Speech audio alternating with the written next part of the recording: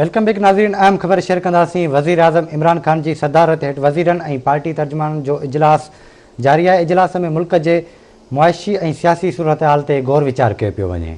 अहम ख़बर आहे अवांखे अपडेट कंदालू तो वज़ीर आज़म इमरान ख़ान जी सदारत हेठि वज़ीरनि ऐं पार्टी तर्जुमान जो इजलास जारी आहे। इजलास में मुल्क जी मुआशी ऐं सियासी सूरत हाल ते गौर वीचार कयो पियो वञे। इजलास में ब्रॉडशीट जी इंक्वायरी कमेटी जे मामले जे फ़ैसिले जो इम्कान पिण आहे।